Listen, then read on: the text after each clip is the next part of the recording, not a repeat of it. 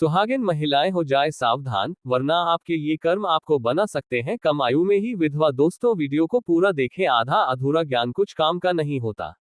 आधी अधूरी बातें सुनकर आधा अधूरा ही ज्ञान प्राप्त होता है। हिंदू परंपराओं के अनुसार स्त्री विधवा होना किसी अभिशाप से कम नहीं होता है।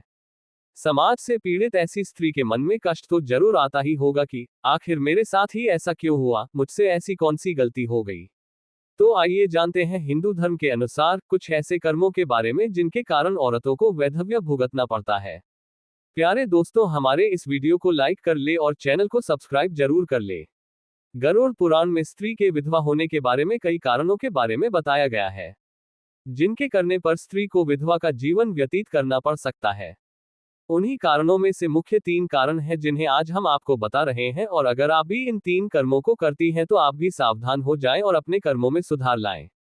पहला कारण, गरुड़ पुराण की माने तो जो स्त्री अपने पति की लंबी आयु के लिए व्रत रखती है, जैसे कि करवा चौथ या कोई भी और व्रत, परंतु व्रत के विधि विधानों का सही से पालन नहीं करती है। यदि कोई स्त्री उपवास के समय कई बार भोजन करती है तो गरुड़ पुराण के अनुसार यह व्रत उसके पति की लंबी आयु को कम कर देता है।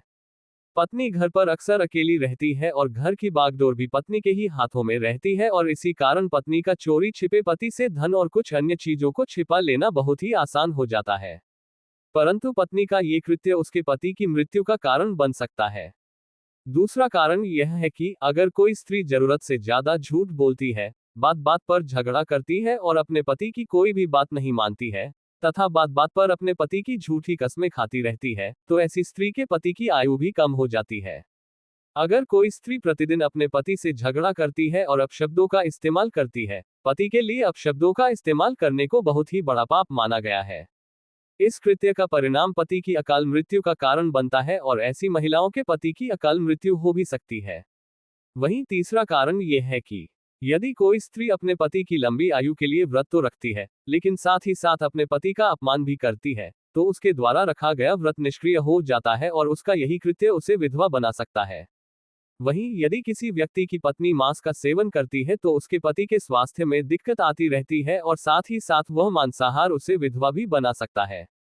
वहीं मांसाहार को शास्त्रों में घोर पाप भी माना गया है।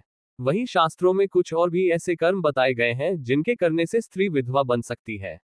वहीं अगर कोई स्त्री अपने सुहाग की चीजों का महत्व नहीं समझती है और अपने पति की इज्जत नहीं करती है तो ये कृत्य उसे कम उम्र में ही विधवा बना देता है। अगर कोई स्त्री दूसरे पुरुष को प्रेम वासना भरी नजर से देखती है और किसी पर पुरुष के साथ संबंध स्थापित करती है तो ऐसी स्त्री को भी ये जान लेना चाहिए कि उसका ये पाप कर्म उसे कम उम्र में ही विधवा बना सकता है।